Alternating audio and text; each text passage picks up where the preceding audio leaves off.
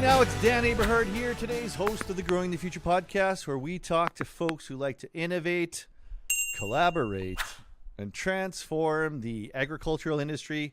Welcome to Season 5, Episode 2. Get notified about our new episodes by signing up for our newsletter, growingthefuturepodcast.ca. Listen to all of our past episodes there. You can also follow us on Twitter, Instagram, Facebook, and TikTok for additional content, and watch the video of this conversation on YouTube.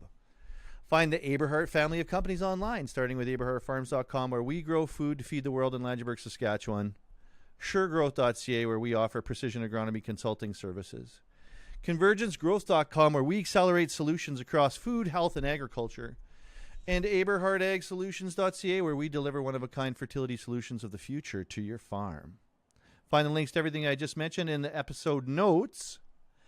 My next guest, I have been watching from the time when he was an agricultural precision and telematics specialist for Markison, New Holland in Western Canada here, when he began producing videos about his work on YouTube, probably around, I think, 2016. But this man has been all around the world with precision agriculture. He is currently an instructor and course developer of GIS, telematics, UAV, and the Raven Omni Power platform at Olds College in Olds, Alberta. When he isn't teaching in Canada, he is instructing Ukraine military trainers on how to use drones so that they can inform soldiers on the front lines how to use this technology to their benefit. And he's going there tonight, so we're going to talk about that today. We're going to talk about this individual's adventures in agriculture all around the world, from Ukraine to Australia to Canada, the work that he's doing as an instructor and in precision ag at Olds College, and now how he is helping Ukraine, his home country, using his knowledge and skills with drones, and how you can help in that fight. Welcome to the show, Yevgen Mykhaylichenko. Yeah. So apologize. I practiced it. I wanted to do you justice. It's fine. Thank you so much for invitation, Dan. Hey, hello, how are you? I'm doing really amazing, man. How are you doing? How are you feeling on the eve of leaving for your home country to go to the front? That's fine. It's a regular thing with me since the war started. It's not a big deal, I would say. It looks scary more from sitting here from Canada, but when you go closer to the front line, especially to your friends and some new friends, and you stay there for a couple of nights at every point, because I'm helping different brigades, different militaries. It's not scary like from here. Especially when you utilize all those technologies, including Starlink, high-speed internet, smartphones, drones, laptops, especially when you control the up-mentioned robots working here in Canada, and you are sitting out there in Ukraine. So it's a fantastic feeling when you can control everything from different point from different countries. So we erased all this distance between like continents and between different types of technologies. Just imagine yourself talking about this, let's say even 10 years ago. I don't say even 20 years ago. 10 years ago, we couldn't imagine that me, Ukrainian guy, sitting here in Airdrie, Alberta, you in Manitoba, we talking about autonomous farming and robotics technologies and the drones and the war going in Ukraine and all that stuff, and all we pay for it's just an internet. That's it. That's so crazy amazing. I remember my first time when I went to Great Britain when I was 19 years old for my student practice, and the only opportunity to connect my parents was send them email from the public library, the town Faversham. It's a southwest of Great Britain. and wait for a response maybe for like a week or two. Or you call in, you pay for your international calls $100, like just to hear a voice of your family members. But right now it's just like cling, and like today I'm flying away at 8 p.m. Sorry, Calgary, London, Warsaw, and then to Lviv, Ukraine. So I have a plenty of time. We are talking, and I know that that plane will be just on time. I control everything. I receive, control everything. I mean, like a process, and receive all these messages that, hey, Yevgen, it's time to pack up your luggage, blah, blah. So we speed up the process of leaving, and we also control everything. That's amazing. It is amazing times that we're living in, Yevgen. And I appreciate the opportunity through technology to be able to talk to you, because I think you have a lot of interesting things to share. But let's start with, how did you start traveling internationally? What is your background? Tell us a little bit about going around the world from your home Ukraine to Australia to Canada. Tell us about your adventures, because you're a very adventuresome guy, and it seems like you have no fear. Tell me about that. No, you should have a fear, because only not smart person doesn't fear. Yeah, so briefly about myself, I'm 39 at the moment. I grew up in a small town, I would better say it's a village, Krynichki, Dnipropetrovsk region, central part of Ukraine. And I was like a regular guy playing soccer, but we call it football. My dream was to become a professional football player, soccer player. But I became only a semi-professional, unfortunately. But I still play, like I have a drills here in Calgary with my guys, and we play at the first league of soccer here, but not like when I was 19, for sure.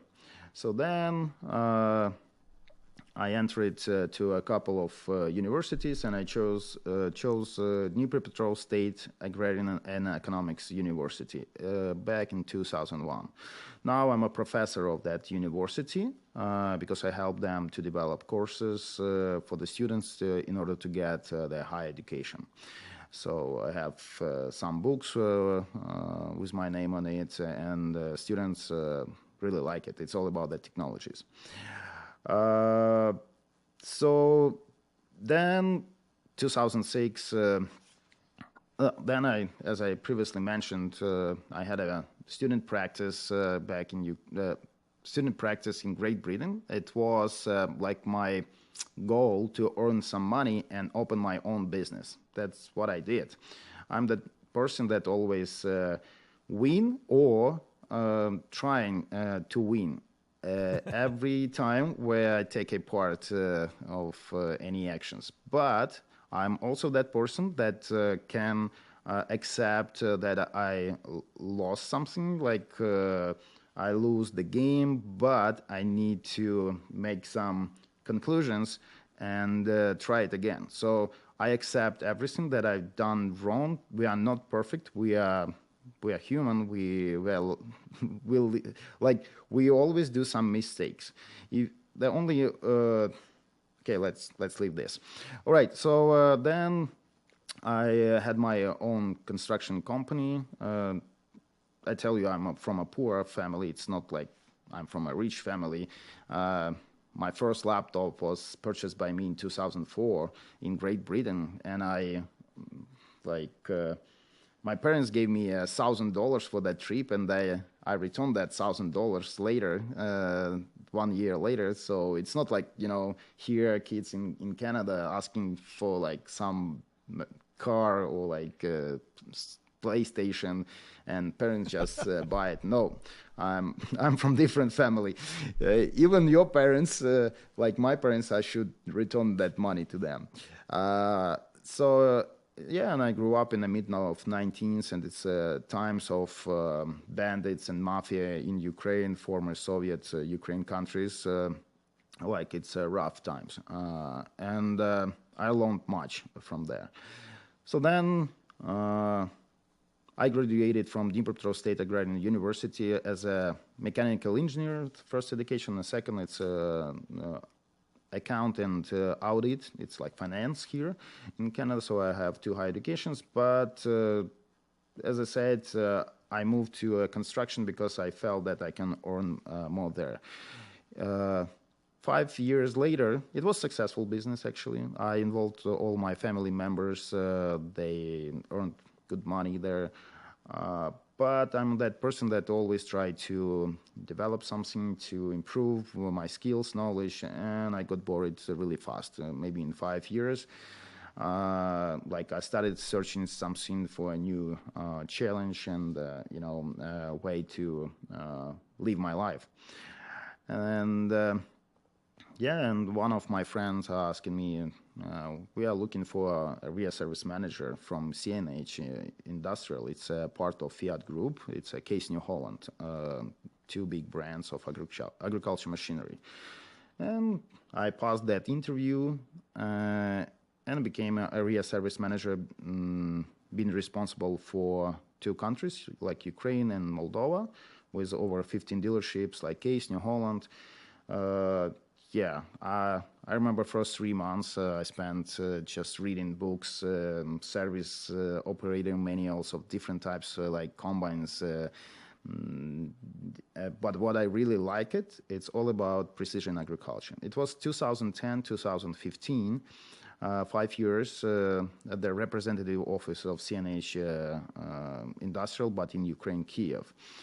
But I really like, they call it precision land management in New Holland and advanced farm system in KSH. But it's all the same. I mean, they're like two brothers, I mean, those systems.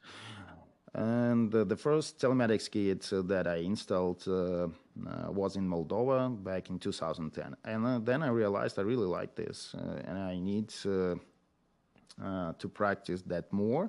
And every free time I have in my schedule, I just go to customers, to dealerships, and try to maximize the opportunity of using these technologies. And when I moved to Regina, Saskatchewan in November 2015, and then started working first with Jan's Equipment KSH dealer, then with Marcus on New Holland. Oh, I'll tell you one story about Jan's Equipment. That's funny. All right. So, So, okay, let's few steps back. As everybody knows, Russia occupied Crimea Peninsula back in February 2014. And they occupied it and invaded eastern part of Ukraine, like Donetsk and Lugansk region. So for us, Ukrainians, we even if I applied for my Canadian citizenship recently, I still Ukrainian. And only my children will be Canadian, I believe. It's like, it's a normal thing here in Canada. All our ancients came from somewhere. And I became a volunteer in that day. That we call it war, started since 2014, not that full-scale war since February 24th, 2022. No, but for Ukraine, we started our war back in 2014. But the rest of the world didn't feel that much. And I agree with that opinion as well. So after 1 year helping our Ukrainian army, but also including the corruption, the existing corruption that they in Ukraine parliament and government, it was February 2015, I realized that I'm done here. I can't keep helping while the other politics keep stealing money from the budget and blah, blah, blah. And so it was just a regular day. I was driving from my apartment to the office central downtown of Kiev. But I wrote a statement that I'm gonna leave the company and I want to start my new life, my career somewhere else, but not in Ukraine. Maybe it was, I don't know, was it a right or not right decision, but it was my feeling that day. So yeah, I got good financial support from CNH that I'm glad. I want to say big thanks to this company because they taught me everything, even how to write simple stuff, like to write email, what you should write there. I forgot that word. And sorry for my accent, actually, and for grammar in English. No, it's excellent. But I'm Your trying English to is excellent. No, you're doing great. Perfect. So, yeah, and I started searching based on my my career in the international company as a CNH industrial. I spent a lot of time in Belgium, US, Poland, Great Britain. I really like Belgium and Bruges. It's my favorite city out there. If I would have a chance to relocate back to Europe, I believe 90% that's all about the Bruges. I highly recommend to what. Why do you like it? It's all about the Gothic style. I really like history, architecture, and if you ever seen the movie with Colin Farrell, In Bruges, it's a black comedy, and just watch it. It's fantastic. And also it's all about the history. It's not far away from the channel, and Ostende, small city, and Dunkirk. If you know what has been Dunkirk, yeah, when it was the beginning of Second World War. So back to your story, you said you left Ukraine in 2015 because of corruption after, the first volley in the war started. Yep, yeah, and I realized I need something to upgrade myself and refresh all my minds, and yeah. So then I started searching for a job somewhere, and here's actually that's a recommendation for you guys who are listening me abroad. I sent over, just imagine, over 1,000 emails to different countries like Australia, New Zealand, US, Canada, European countries, to all Case IH, New Holland, Claas, John Deere, Massey Ferguson dealerships across the world. I tell you, I have over thousands of them, maybe 1,200. And I got feedback only from 5. And I passed interview with 3 of them by Skype, and I got invitation from 3 of them, from Wagga Wagga Case IH dealership in Australia, somewhere in the countryside, 1,000 kilometers away, deeply to the Victoria Desert. Then from Kansas City, Heartland Case IH dealer, and Janssen Equipment Regina. So I never been in Canada before, I tell you. But I visited a few times in a business trip, south part of US, training center of Case IH. And I thought okay, I heard that Canada is pretty the same as US. But it's the same common mistake what people doing, thinking about Russia and Ukraine is the same country. No, it's different. Different people, mentality, language, all different. And I chose Regina, but because I heard that the second group of Ukrainians, the biggest group of Ukrainians living in Canada, it's over 1.5 million people. At this moment, there will be probably around 2 million because of the war. So I just packed my luggage and wait for my documents, then flew to Regina. And my first expressions flying or landing and watching from the window, airplane window, I saw, what's going on there? There is no tree. There is a flat territory, no trees at all. I said, maybe we are landing to a different airport and we will relocate somewhere. I mean, like move somewhere, but no, it's completely different. However, I grew up at the same territory and climate as the Regina. So I became a service advisor with a Regina headquarter of Jan's Equipment. I really appreciate that time, but it was not a long time, I tell you. And I tell you why. So, as I was a real service manager, I knew all those standards from Europe, all those backgrounds, service manuals, and how it should be done with Case IH dealerships and New Holland dealerships, let's call it CNH. And my position was service advisor. That's fine. They pay me well. But in 4 months, they asked me to come to HR, and they say, Yevgen, everything is fine, but it didn't work with you. You are overqualified for us. I say, how come? Yeah, it's funny, but you know, and I never heard this word. And every day, actually, living in here in Canada, I still learning some unknown words, and I really like it. I really enjoy my life living here in Canada.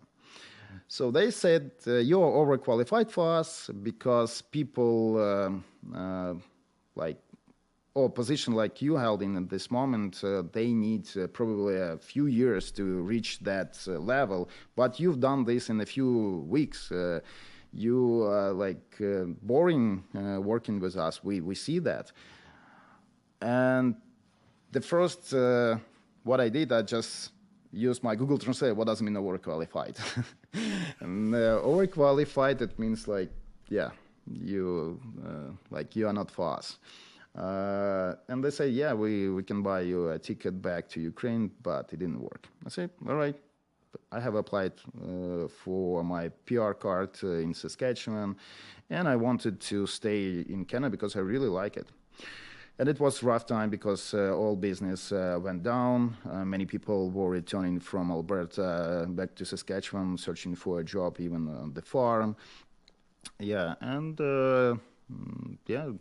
Then I started looking for a job at the and I found Marcus in New Holland. It's just neighbors to Jan's Equipment, but based in Emerald Park.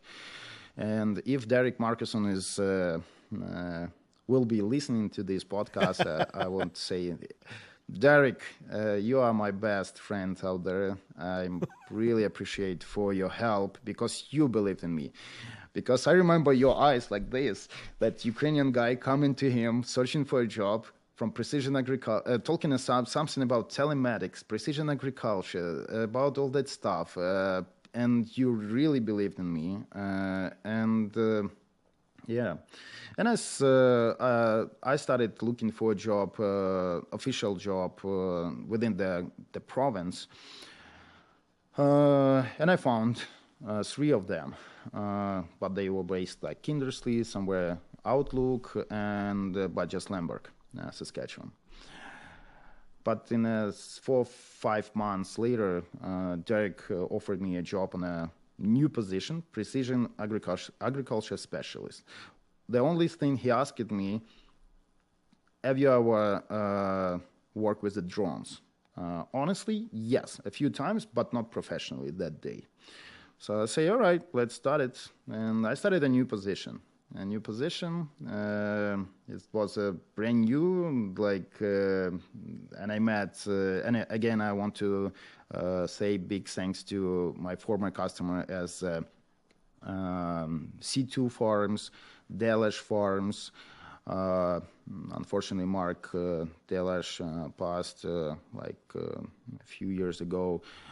Cambridge Farms, all family from Cambridge, they really believed in me.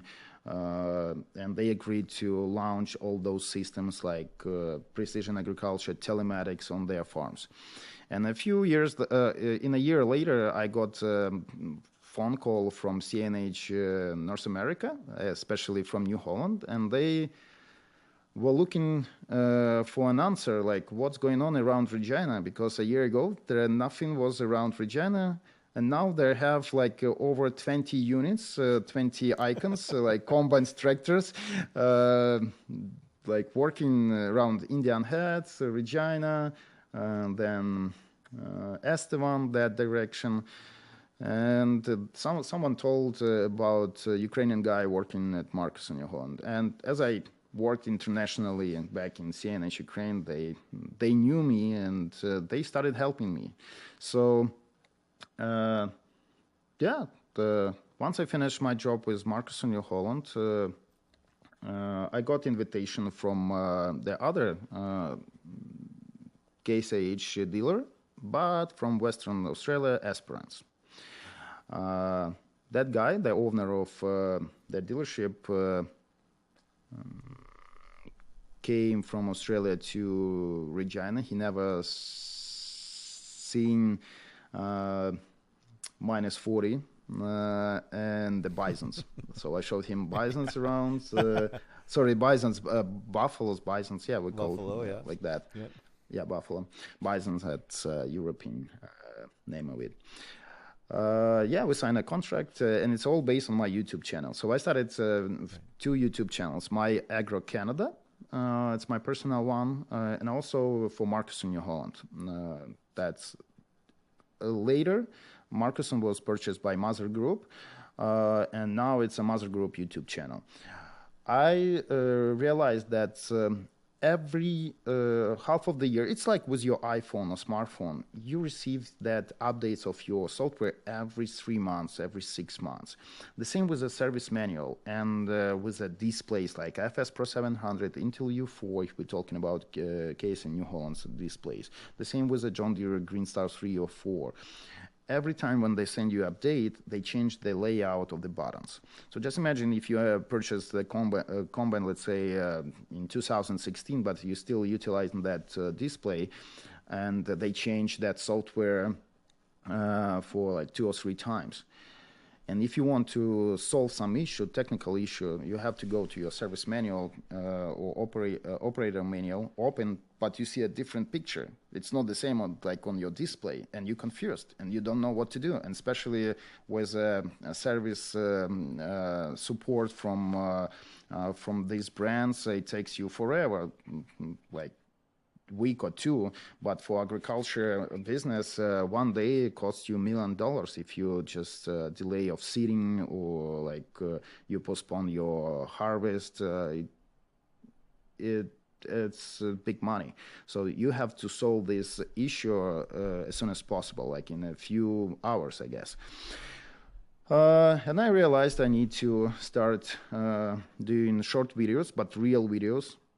Not the presentation. Instead of just reading all that 500-page service manual, you better go to a YouTube, type what you're looking for, and got like 2-3 minute video with your answer on it, like how to upload the prescription map, how to download as applied map, how to install the telematics, different types of telematics, and how you can control like geozone, curfew, like bunch of stuff. And if you go to Mother Group YouTube channel, you will see all those videos since 2016-17. Is that why people are watching your videos, for instruction? That was the purpose of them? Yeah, and I really like with the Trimble company, working with the Trimble company as well, as sometimes they even watch my videos as You have to understand, because if you hire like a new person, you spend a lot of time, a bunch of time to teach him, and nobody guarantee that he will not leave your company in a few weeks or months, and you have to start it over, but with a new person. So it's better if he just goes through this like a library, like a playlist of those videos. But it was again, it was a real, on-time videos about the existing technology, the existing buttons, like geographical information system software like FarmWorks, Trimble desktop software, Trimble online, AFS software, PLM, John Deere operational system, like blah, blah, blah, blah. So you see, and I show people how to upload the prescription, how to utilize the drone for this purpose, how to identify the zones, how not to overpay the other companies who want to charge you for nothing, just for air.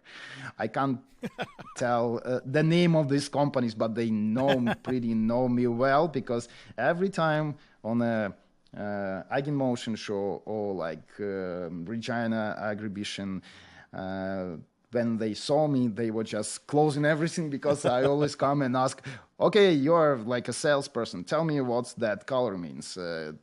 And they couldn't even explain what the difference between green and red color of Indivai images back in 2016, for example. Come on, guys, you are selling this like 10,000 satellites images, and you don't know even what does mean infrared spectrum, like all that stuff. So I'm that person that I never charge if I don't finish my job, my operation with the customer. Never. I never charge for the air. I call it air because it's really air. It costs nothing. I show people on my videos how you can do it for free, really for free. All you need is just follow those videos and click. But also, if you have a bunch of time, because it takes you not just 1 or 2 minutes, you have to do it. You have to train yourself every day. Yeah, and so that's why I became really keen to these technologies and more practical guy than theoretical guy. Because, as I said, you can't follow those operator manuals every time when you purchase your combine. Because you purchased combine 2016, but you are working and living 2023. So it's like 7 years old operator manual. Come on. It's already updated for maybe 10 times, and it's completely different what it's reading out there. Updating, if we're talking about the GPS receivers, displays, a bunch of modules, and all that. So I moved to Australia. I did the same with Australian KSH dealer, and I really like it to work in Australia. I was so impressed by their desire to follow CTF technology. It's controlled traffic farming.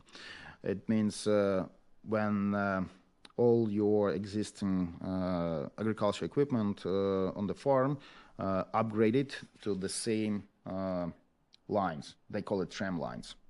Yeah, actually, I remember my dad explained to me that in the Soviet Union, in Ukraine, they had the same technologies from the mid of 60s, 70s, but it's gone. It's gone. And I don't know the reason why, but I believe it's all about money. How much does it cost to upgrade all your equipment? Because you have a ratio of 1:2, 1:3, 1:4, depends on the working ways of the equipment.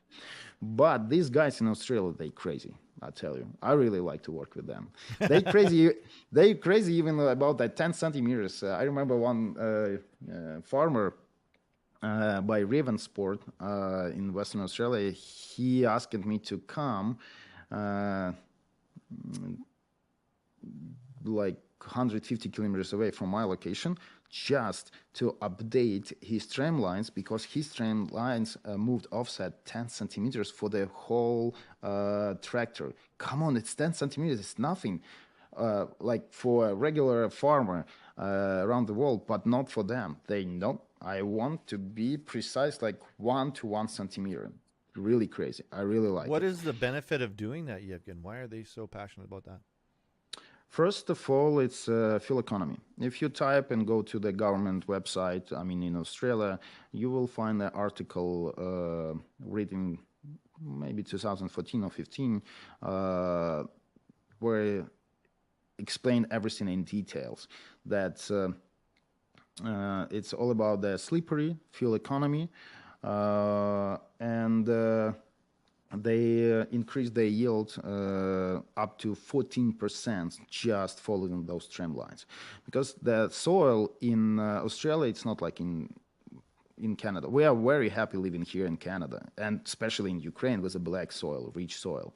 But down there in Australia, they are struggling against sand, clay, rocks.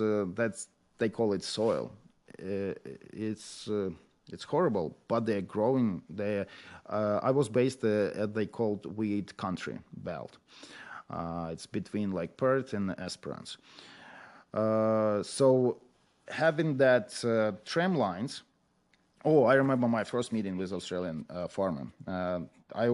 Was almost kicked by him because I had my ute, they call it ute, not the truck, but ute was, and I just drove across the field.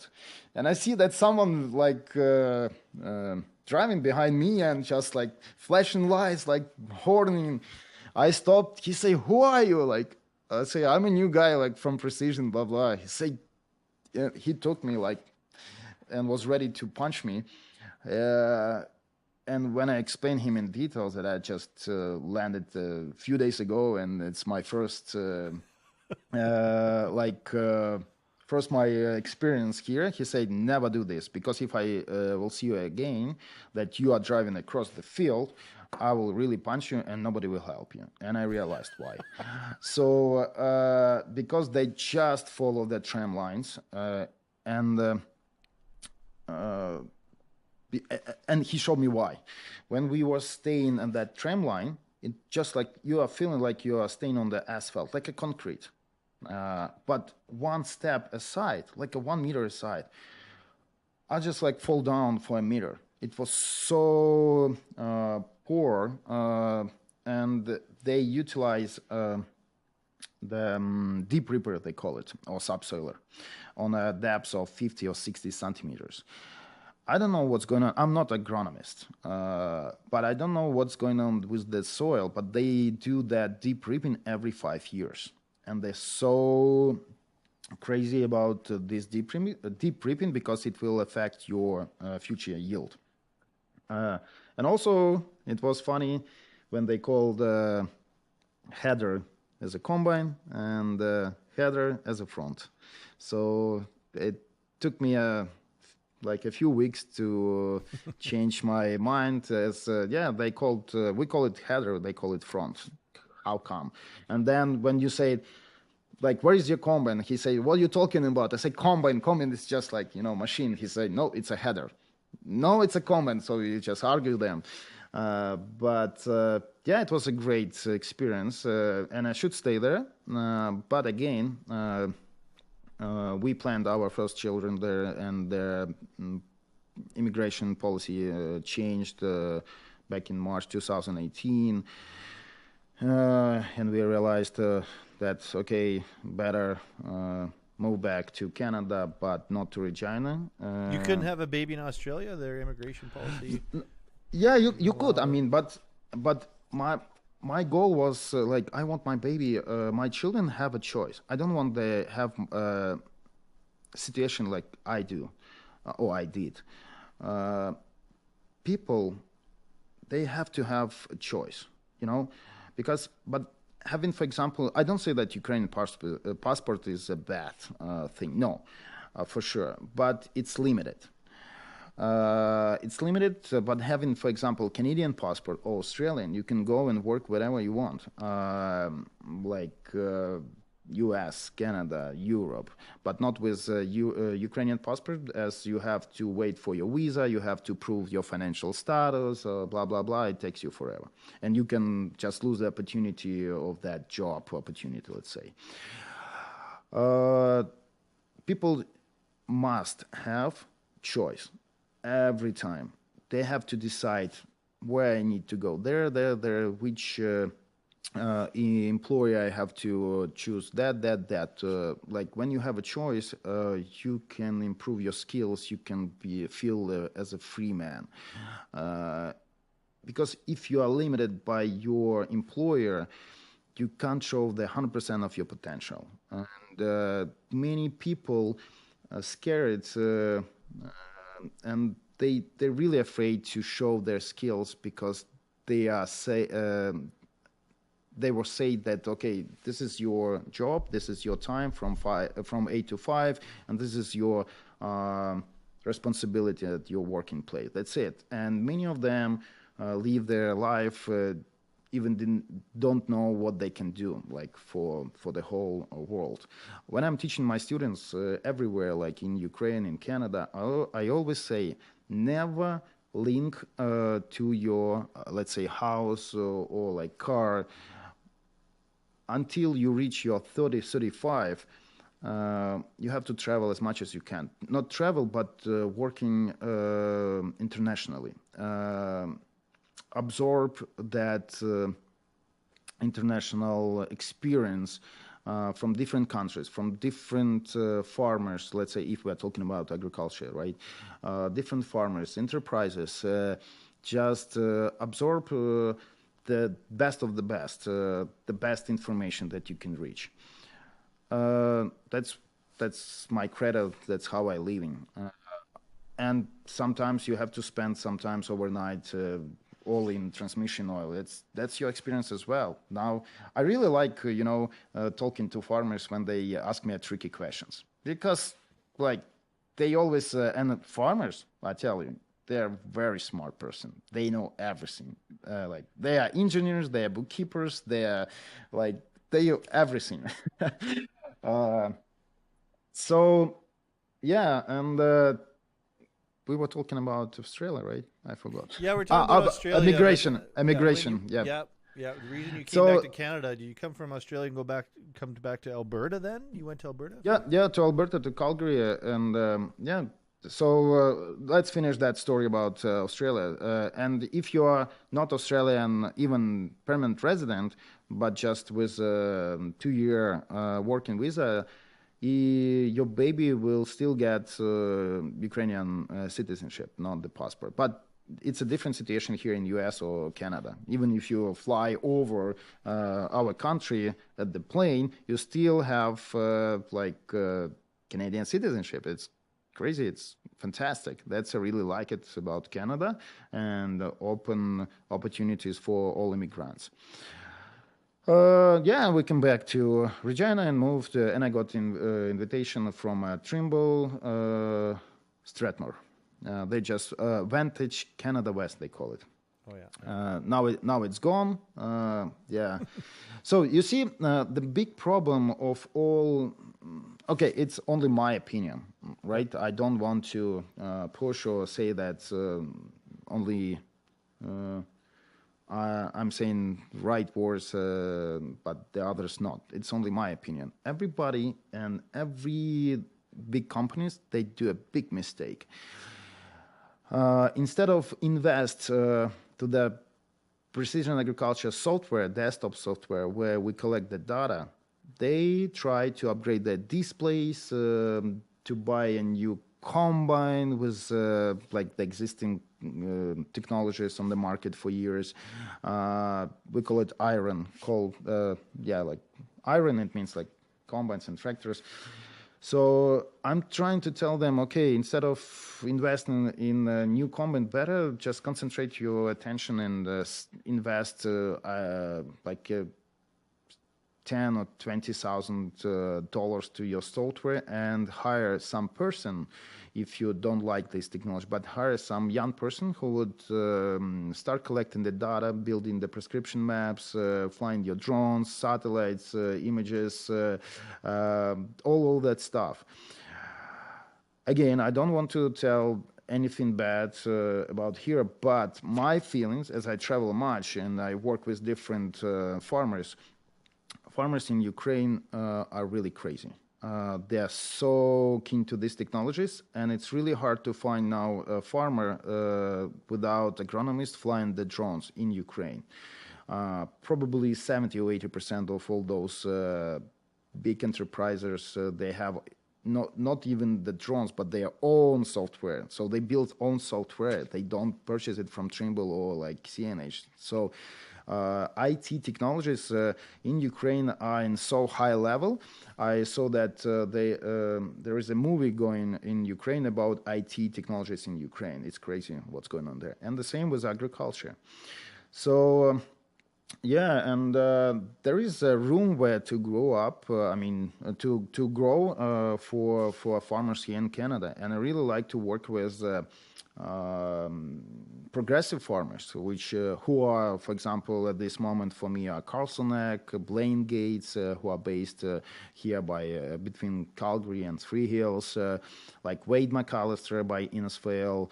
I really like them because they're open. They're ready for these technologies. So yeah, and then we moved to Calgary. Then I divorced, and it's my second marriage. We married with my second wife during the war in Ukraine last March. So yeah, and then after these adventures, I decided that I really like Calgary because I always, every long weekend, living in Regina with my first wife, we spent in Rocky Mountains. That was our dream to like settle down by mountains or like by city like Calgary. But then I had some like 1 year of my own business. It was a consultation, and I moved to Far East of Asia, close to the North Korea. Actually, it was between Japan and Russian Federation. It was a big enterprise with 8 Case IH combines, and they would like to start over and start all those, implement all those technologies, but from scratch and in correct way, in the right way. So they hired me. I spent there probably up to 6 months, but flying for like 4 times, like for seeding, spraying, harvesting, and training, blah, blah. So not staying like 6 months in a row, but for different operations. And then I got invitation from Olds College. I have a friend, Alex Melnichuk. He's a Belarusian PhD. He's a chief here in Olds College. And he said, Yevgen, I heard about you as a good specialist. Would you mind to enjoy our to join our team as we purchased a DOT, that time that called DOT's autonomous farming platform, September or October 2019. I say, and when he offered me, it was like beginning of 2019. And I say, no, I just moved back to Ukraine, and I flew from Ukraine to Far East of Asia. So I will back to Canada maybe in the end of year. Say, unfortunately, okay,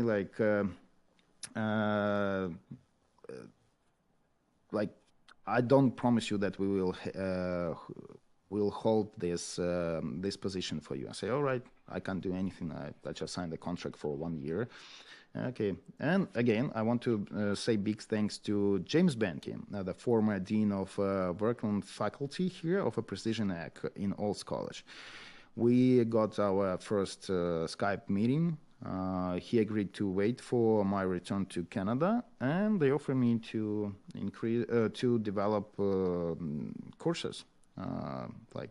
It was my first job with the Olds College in November 2019. Yeah, and it's a fun story again. As I really like mountains, and I was divorced that day, and I could afford to go for the whole day, taking my laptop and all my thoughts to the mountains and just focus on my job. They offered me 2 short contracts about developing the courses. It was the beginning of December, and I say, okay. And as we are Orthodox, Ukrainians are Orthodox, we celebrate Christmas on January 7th.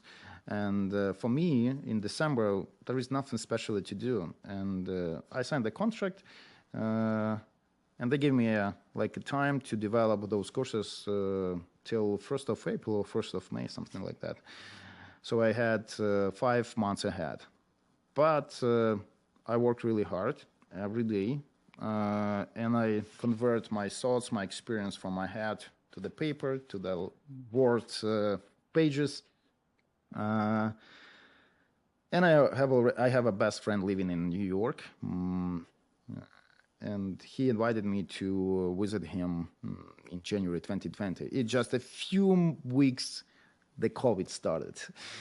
And I booked my flight to New York. It was my dream to drive from New York to Florida, Miami, spend there like 2-3 weeks, right? But I knew that I had to finish my course development.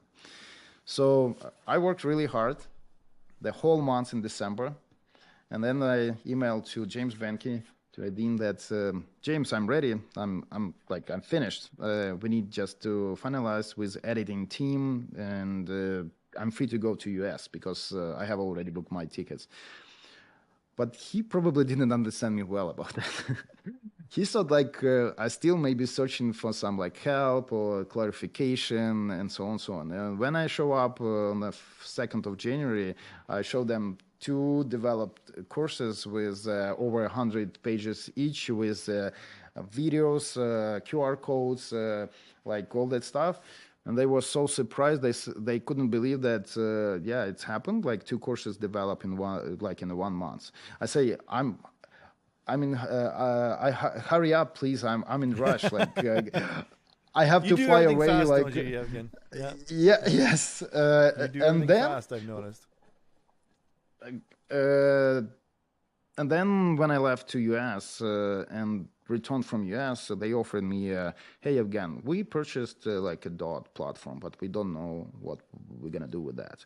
Would you mind if you just focus your attention on this platform? And I said, yeah, why not? I really like it. I heard about DOT, and my first meeting with the DOT platform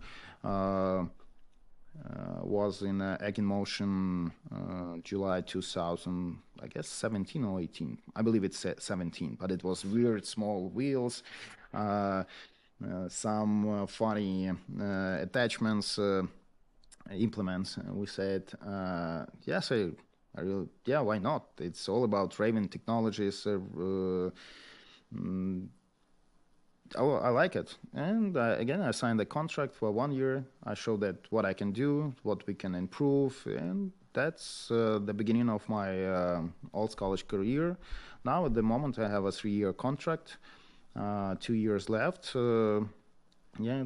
Last May, we were the first in the world who connected one-man operated seeder by Wade McAllister, young farmer by Innisfail, and our robotic seeder from Seedmaster.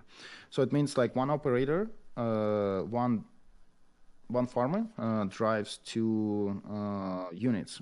So I sent the DOT seeder seeding the headlands, while Wade was seeding AB lines inside the field.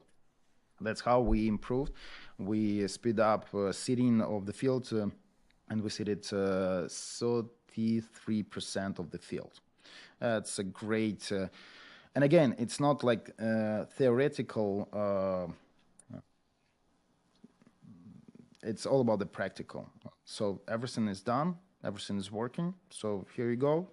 All you need, send your students to our old college, and they will get great knowledge and experience working with us. They will be working with me since the first day. They'll be working with me till midnight, fixing all those issues. And it's not like sitting at the truck playing with the your display or laptop. It's all about okay, we have pressure losing in the system. Let's figure it out what's going on. We have plugged shanks. Okay, let's stop and go at 2 a.m. and clean those shanks out. So yeah, it's all about the practice, and I really like it. And I trust my students. Since the first day, I give them the remote control, and they operate this, the DOT. Now it's OmniPower. They call it OmniPower. Right. That's, yeah. What a story. What an adventure, my man. That's incredible. Were you shocked? Were you shocked in February of 2022 when Russia invaded on the scale that they did? Me, personally, not. I knew our Ukrainian army. We made conclusions after 2014, and I was pretty sure that we can defend our territory. So me and my second wife, we just arrived to Ukraine a few weeks before the war started, and we should married in Bucha. Well known about that massacre happened by Russian soldiers, where they killed over like 400 people. And as I still have an apartment out there. But my wife, she went visiting her parents in Kharkiv.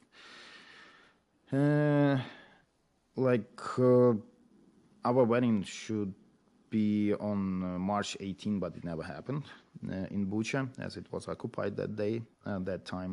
Sorry. And when Russia started bombing us, my apartment is just like a kilometer away from Hostomel International Airport, where is the former biggest cargo plane Mira was based. And yeah, I have a lot of videos on my smartphone. I recorded when they started bombing like all around with all these helicopters. I mean, like, we were ready to defend territory, but we were never ready for a full-scale like invasion, especially from the north part, especially from Belarus. Come on. Like it's a different country. Who knew that they can come from that side? And like Kiev, it's just by border with Belarus. It took them 1 hour to get to like our location. Yeah, and after bombing in the evening, me and the other guy, my neighbor, with his car, we decided to leave Bucha city, Bucha town, and yeah, my wife already, she left Kharkiv as well, because yeah, they started bombing. So the invasion happened on, they started invasion at 5 a.m., like Hitler did with Soviet Union back in June 22, 1941. So Russia started bombing as a Hitler, as a Nazi, early in the morning when people was sleeping, and we were not ready for this. Sure, me and my wife, we met in the central part of Ukraine, and we moved to the western part of Ukraine. We stopped at unknown people's house. We didn't know where even we're going. What I took with me, it was it was funny. So I had a backpack. I put my professor certificate to there. I put some t-shirts, socks, underwear, then red caviar. I don't know why I took it with me, but I took something else, and yeah, that's it. That's I like many people, like in Ukraine, and I thought about that. It's just like temporary, like for a few days, and especially, and it's pity that many people just lock their doors with their pets inside, and many of them died because nobody expected that they are leaving their homes for months, 2 months, especially from occupied territories, you see. And when those territories were released, many volunteers found out many dead pets' bodies inside their houses. Yeah, unfortunately, what happened there. So on February 26th, when we settled somewhere, like in a deep countryside in Ternopil, between Khmelnytsky and Ternopil region, it's a west part of Ukraine, I didn't sleep 3 days. I tell you, human body can't sleep 3 days. It's such a big adrenaline in your body, so you don't sleep. You don't need even a coffee for that, because it was incredible time. And few days later, I went to a local territory defense, to a military base, and say, okay, I want to fight. Like, I want to pass some trainings. And I tell you, I never been in the army. I never. But after a few days of training with a weapon, but I know how to shoot, with an AK-47 or 74, that Soviet guns. I know how to assemble, disassemble that. It's easy. And I went to that military base and I say, hey, let me start doing something more unique for you. Let's me doing some like drone trainings, and I can supply with the drones from Canada. I have many colleagues and friends who are here in Canada who can financially support us. Let's do that. He didn't understand me well, probably, because he was ready to send me to Bayraktar. It's a super military drone, a Turkish one. I say, no. I have to return to Canada by 1st of April, and then I can fly back and forth. But I need to be with the college and with that seating first, and I have students. I have many stuff to do in Canada, but I can't sign the contract with Ukrainian army because then I will get, especially with the Bayraktars, then I will be stuck for years. And we clarified everything, and I texted a first message to a Facebook group, Ukrainians of Color, that, hey guys, I'm looking for not even brand new drones and commercial drones like DJI Mavic Pro, Pro 2, Mini 2, Mavic 3, Matrice, DJI Matrice 30, 300. It's different, no matter. But we also accept even a used one. So, as I'm pretty well with film editing and creating videos, all I had is just my iPhone 13 with me, and I realized again that no operator manuals, no service manuals. We need something really fast, really usable, and just with you and without internet access. So, as it was the beginning of the war, and you couldn't fly your drone in Ukraine because otherwise you will be shot down by some nearest soldier, I found one farmer by my place, by my location, that would agree that we utilize his territory for the military trainings. That's how we started our drones trainings. And I started receiving drones from Canada, first group of 10, then 15, then 10, 15, and different types. And okay, for example, just for you, Dan, maybe it's some irregular stuff, but for us, no. For example, people die on the front, right? And you can't teach only one person, one operator of the drone. You have to have at least 10 of them for this training, because some of them can die maybe in a month, maybe in a week, maybe in a year.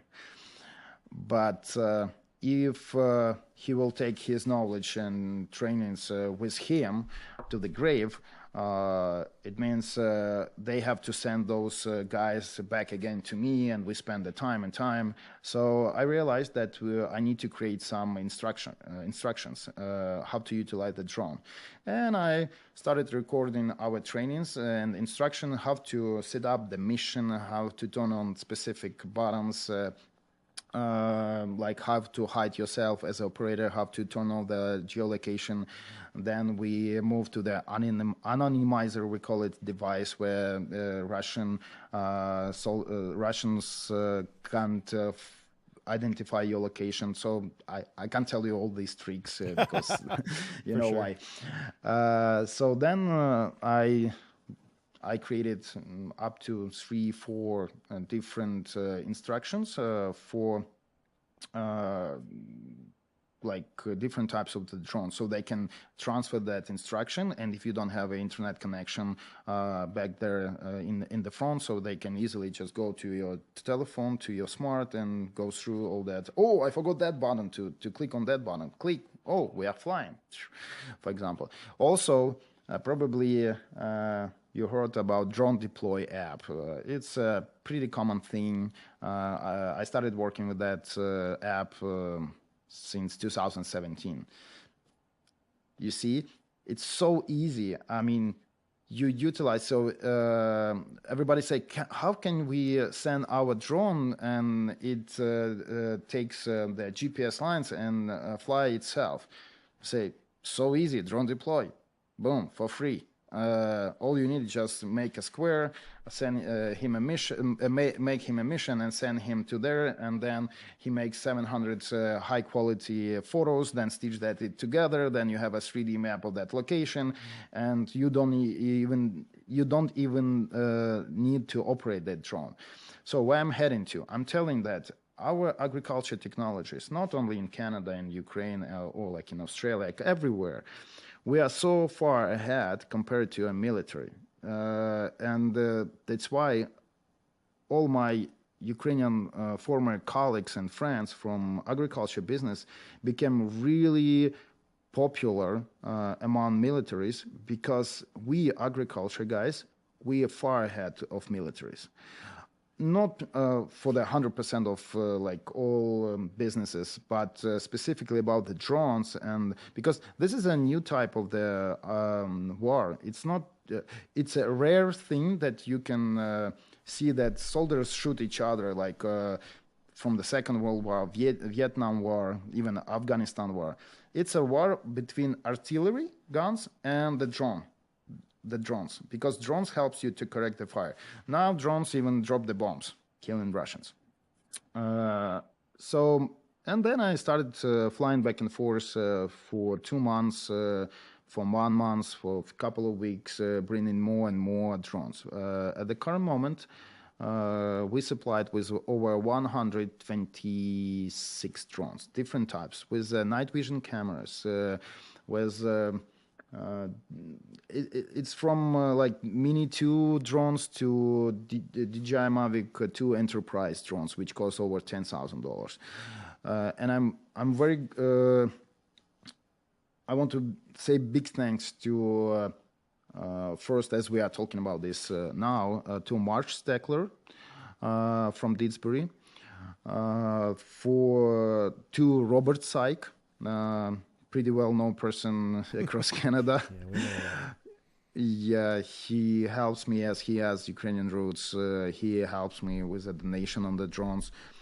Specifically, I want to say big thanks to my old college team. They really support me. They understand what's going on out there in Ukraine. They let me go.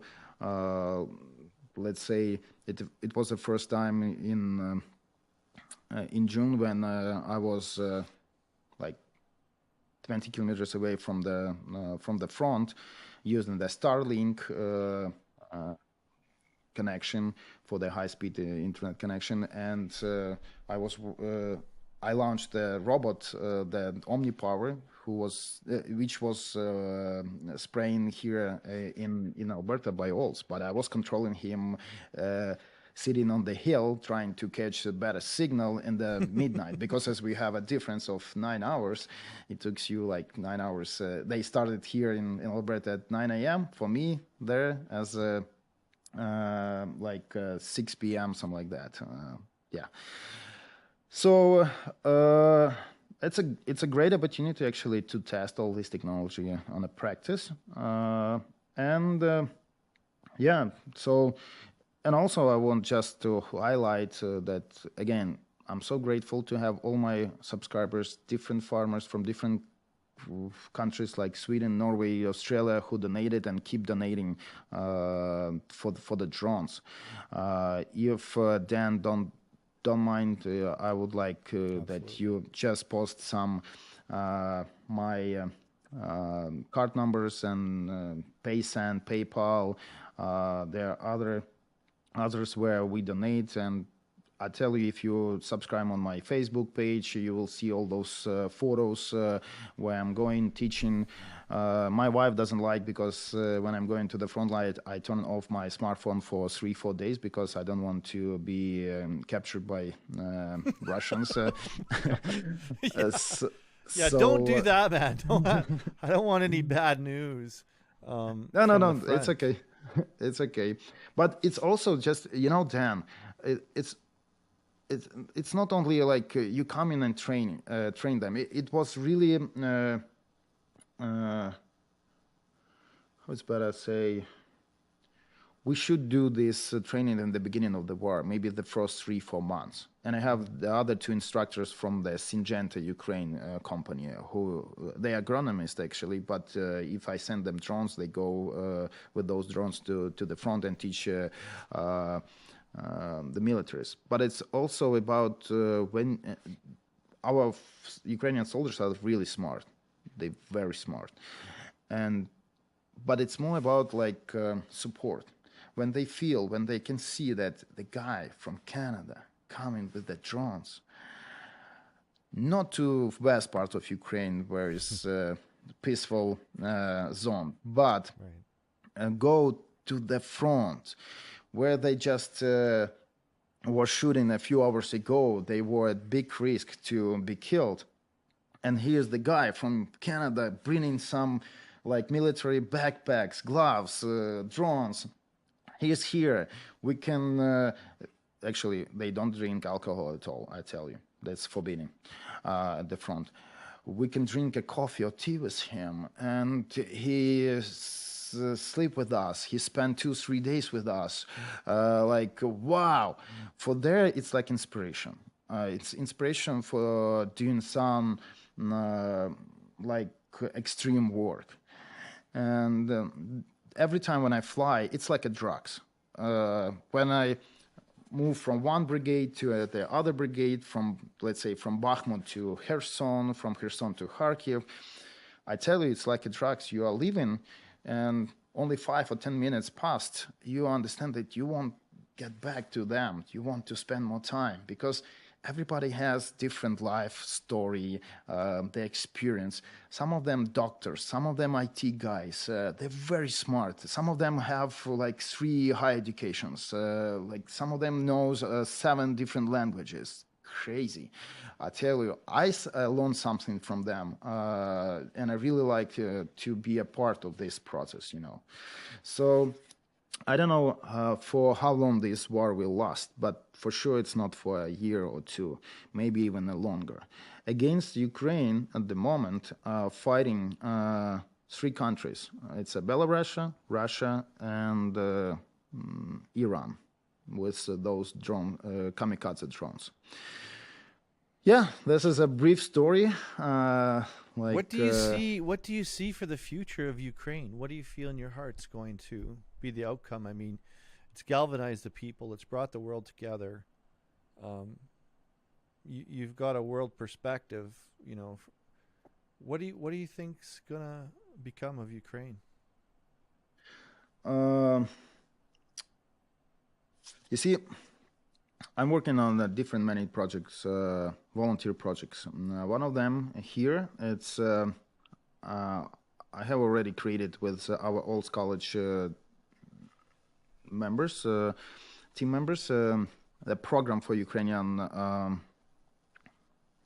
teachers, from specifically from my. I want to start from my native city, from the university that I graduated from. It's a Dnipro State Agrarian University. I want to win a grant from Canadian government, and if someone will hear me from Canadian government, from educational system, please help me. My idea, I have created everything for that. My idea, as many of the Russians, they are destroying schools, universities, they want to destroy all that can remind you about Ukrainian culture and educational system. My target, bring first 4 trainers from Ukraine, from that university, for a couple of years, specifically for summertime, for 4 months, from 1st of May till 1st of September, because they still have to teach their students back there in Ukraine. It's a 2-year courses where I will teach them how to utilize these autonomous farming technologies, geography information system, They have a great theory, I mean, back in Ukraine, but they don't have instruments, they tools. Here in Old College, they have everything. What I really like about Old College is about tools. I call it tools because whatever I want, I just go and ask, okay, I want to launch this project, and they say, prove. I proved, and they give me that project. Joey Agnew, if you listen to me, thank you so much that you trust me and believe in me. It's our vice president. And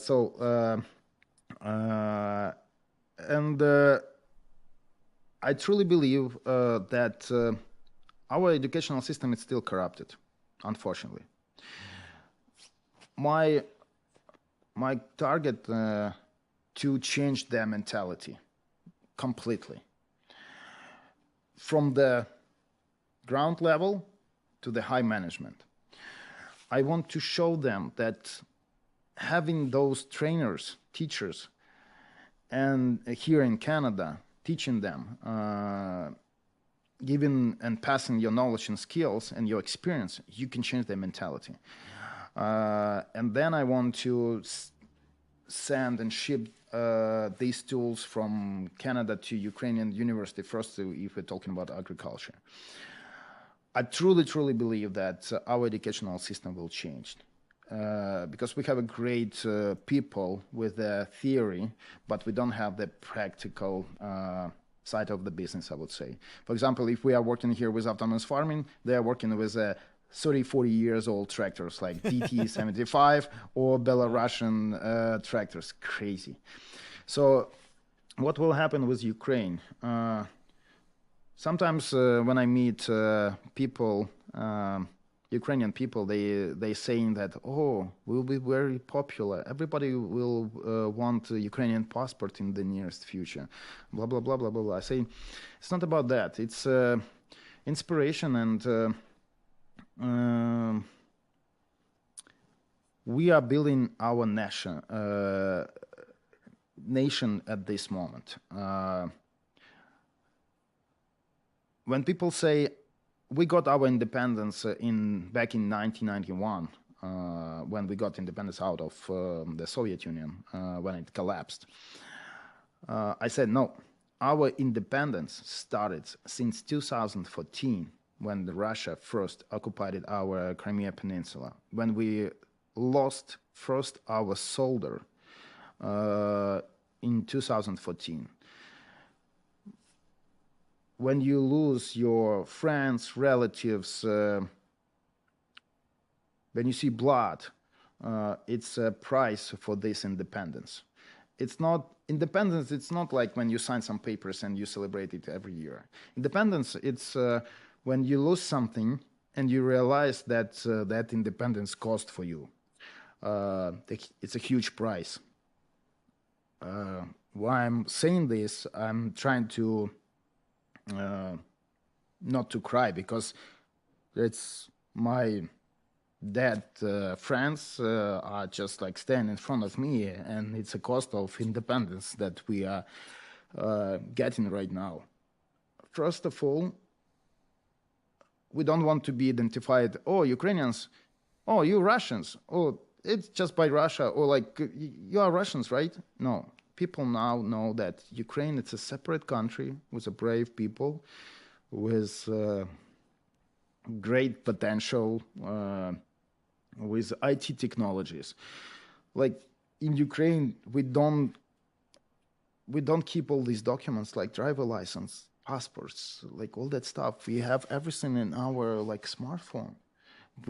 If police stop me, and I forgot my driver license, I show him my driver license on my smartphone. I can check all penalties. Like I can set up my meetings with any government guy using my smartphone. That's coming from Ukraine about these IT technologies.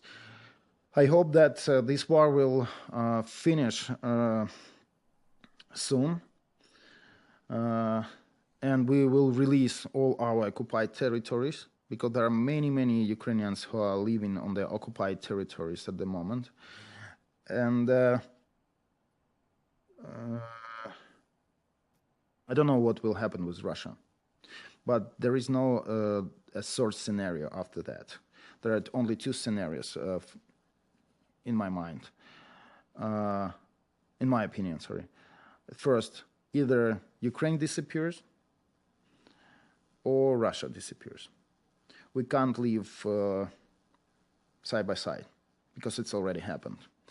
They killed, they destroyed thousands of Ukrainians, civilians Ukrainians. They killed many Ukrainian soldiers. And they keep doing this.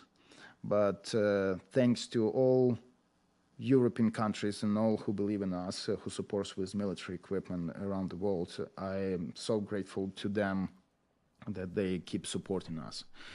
And if all civilization and all those countries, European countries, believe in us, it means like we are on the right side, on the light side. I hope that all those, not I hope, I'm pretty sure that all those destroyed universities, buildings, residential buildings will be rebuilt or built from scratch by European architectures, American architectures, Canadian architectures from scratch, and it will remind us the price of this war. And please, read books about history, read carefully and don't repeat the same mistakes as European countries did during the last centuries. I'm talking about First and Second World War. And if we don't stop this war at this moment, at the early stage, it can become a third world war. It's coming to this stage. And I don't see that you have to support us. But if you donate, let's say $10, $20, it's nothing for you. It's just, you don't drink one extra coffee cup. But for us, I can buy more drones. I can go to the front and we can save some soldiers' life. Finally, if it will become, because Putin he's a crazy guy with that nuclear weapon. He's like a monkey with a grenade. Nobody knows where he will throw this grenade and what the next step will be done by his army. But if we will not stop it, it will be the same as with First and Second World War. As Canada, NATO's member, they will send their soldiers and their sons, grandsons to this war. And unfortunately, they will die. I know that because I learned much from these two world wars. Better to stop this at the early stage than some of your relatives will be sent to this war. And if you don't know what numbers and how many Canadian soldiers died and were killed on those two wars and how many wounded, just go to Google search, type it, WW1 or 2 Canadian losses, and you will see it's a big amount. So let's please stop this at the early stage and like this. Yevgen, incredibly proud of what you've done. You know, you traveled around the world and did a lot of good in agriculture, but what you're doing today is you're not just fighting for a country, you're fighting for a whole way of life, a whole concept. And you know, we talk a lot about freedom, but there is a price to be paid, and many of our men and women paid that price here, like you say, in a number of world wars. And I hope that things will end in some sort of conclusion. Who knows where this is going, but good for you for having a vision for Ukrainian education. That's a big one. That's amazing. And you're obviously making a difference over there. And, you know, Ukraine is going to be, like you say, treasured in such a way that maybe before you couldn't imagine it, but when it's threatened to be taken away or obliterated from the face of the planet, takes on a whole different meaning. And yeah, it's incredible. If people want to help you with what you're doing, Yevgen, what's the best way for them to help you? What's the best way for them to get a hold of you or help you? Sometimes if you have used one drones, no matter if you flew them one time or 10 times, it's still drones. I tell you, the drones live drones live on the front for a week, 2 weeks, sometimes 2 months. It's a short life, I tell you. That's why if you have used one drones or a good military stuff like backpacks, gloves, boots, like I'm flying, I didn't expect that, okay, I should fly with only one backpack and 15 drones. But then I realized, okay, I have extra money. I got my salary payment from my old college. I can buy 5 extra drones. And I purchased it yesterday. And I purchased more. And my good Bulgarian friend, Boris Todiv, he's a sheriff here at the local town. He bought some military stuff like boots, again, gloves, some hats, and he brought it to me. And I say, okay, I need to order one extra luggage, and I just did it. And it was the WestJet and British Airways. So I'm asking you, if you can't donate and you feel that you don't utilize some military binoculars, monoculars, periscopes, I'm glad to receive this and transfer it to our Ukrainian army, and you will see that feedback, like photos and like what I'm doing there. And as a gift, I can bring you what we're doing at this moment. Actually, that's the last time when I was in Ukraine, October, November, 2 months. I took Russian missile, Uragan. We cut that missile on a small keychain fobs. And we cut it on 200, 250 pieces, something like that. And I put the GPS coordinates and the location and the date where it was taken from. And I brought those keychain fobs to Canada. We sold everything. Someone paid $100 for that keychain. Someone like $30, $40, $50. But at least I purchased at this moment like up to 25 drones. And most thanks to these keychains, people really like it because instead of just donating, they have some piece from the front. They can help. They can touch. That's crazy. I mean, like I'm gonna bring more this time. So yeah, if you have some, please donate. If not, it's up to you. Like. Well, thank you, Yevgen, for everything you're doing. Yeah, go ahead. And I just want to finalize and want to say the last thanks words to my friend Dan Aberhart, whom I met back in my days in Saskatchewan, 2016, where we met somewhere in Again Motion, I believe, somewhere one of Agribition, and I still have to come back and continue spreading Biosul. You better come back and get that job done this spring, man. You can't get in any trouble over there because you got a job to do here. You got to spread that Biosul on Jeff's farm. And listen, we're going to be rooting for you.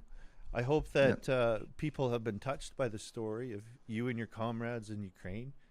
I hope that you have Godspeed over there and some good luck. And I hope and I pray somehow for a peaceful resolution and for the violence to stop. And somehow, if the world could go back to a more peaceful state, that would be amazing. But in the meantime, there's some hard and dirty work to be done, and there's men and women that are brave and courageous like yourself to do what needs to be done. So it's amazing that you could share your story on the eve of you leaving again, and I wish you all the best. And thanks a lot for coming on the show and everything you do for agriculture and for your fight for freedom and your fellow Ukrainians. Appreciate it. Thank you for invitation, Dan, and glory to Ukraine. Glory to Ukraine. Absolutely. Awesome. Thank you.